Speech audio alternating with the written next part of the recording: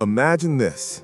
It's 1941, the Eastern Front, Nazi tanks just 50 miles from Moscow, while high in the black sky, 200 young women, some only 18, fly wooden crop-dusting planes with no parachutes, no radios, no lights.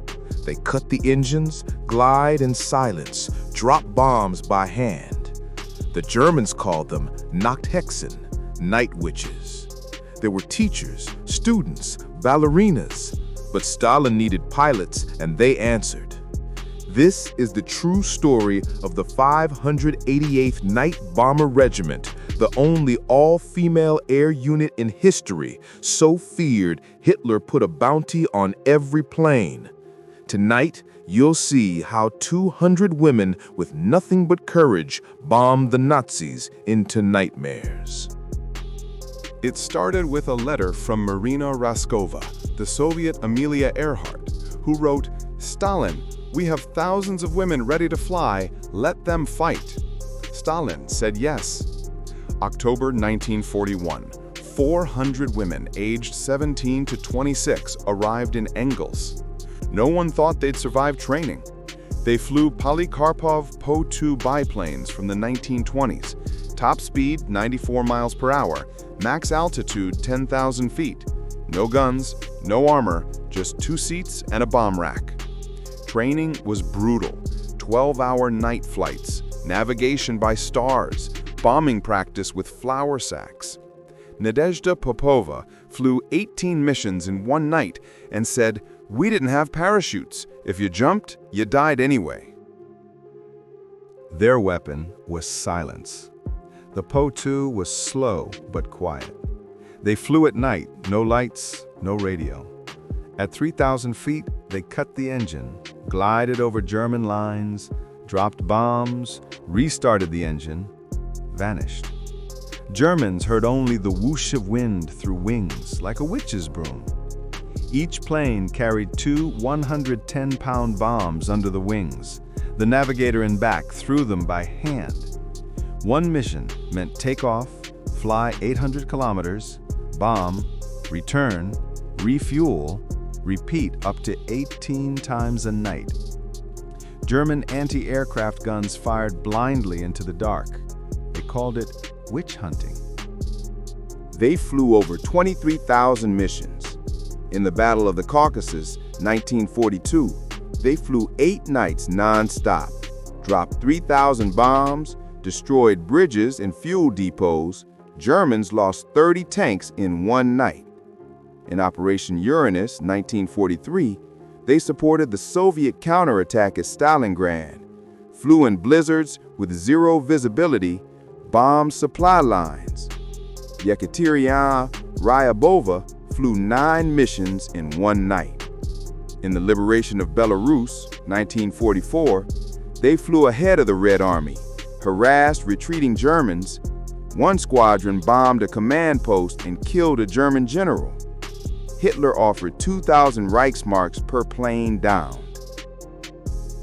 Irina Raskova, navigator, said we slept in dugouts, washed with snow, flew with frostbite. Lilia Lidvyak, the white rose of Stalingrad, wasn't a night witch, but inspired them. Shot down 12 German planes, killed at 21.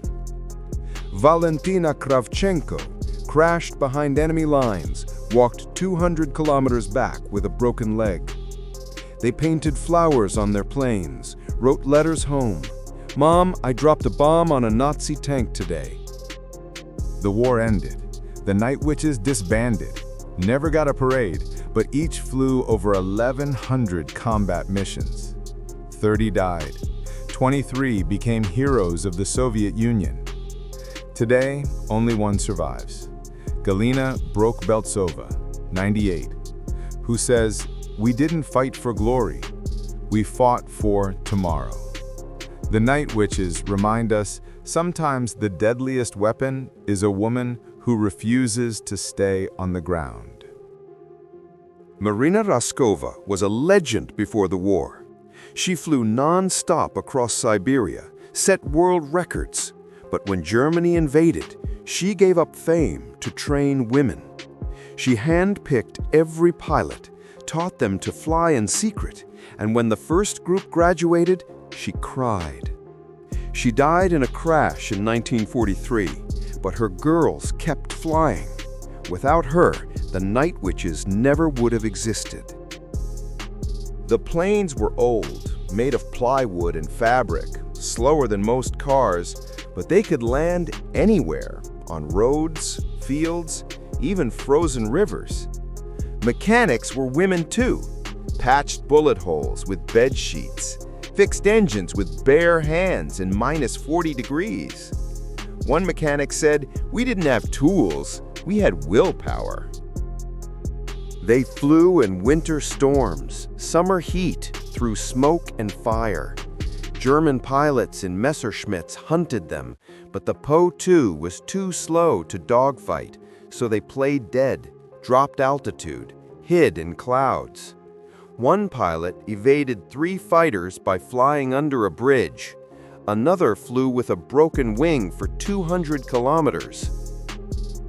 They had no medals at first, no recognition. Stalin didn't trust women in combat. But after Stalingrad, the tide turned. The Night Witches got better bombs, more fuel, even lipstick as a reward. One pilot said, "We didn't need lipstick, we needed sleep." But they smiled anyway. They bombed trains, airfields, headquarters. One night, they hit a German ammunition dump. The explosion lit the sky for hours. Another time, they dropped propaganda leaflets. "Wake up, the witches are coming." German soldiers started sleeping with lights on. Some refused night duty. 30 died. Some shot down, some crashed in storms, some never found. Their names were written on plain tales. After the war, survivors went home, became teachers, engineers, mothers. But every year on Victory Day they met, wore their medals, told stories to grandchildren. The Night Witches flew 23,000 sorties, dropped 3 million kilos of bombs, and never lost a single plane to capture. They proved women could fight, fly, win. Their story was hidden for decades, but now the world knows.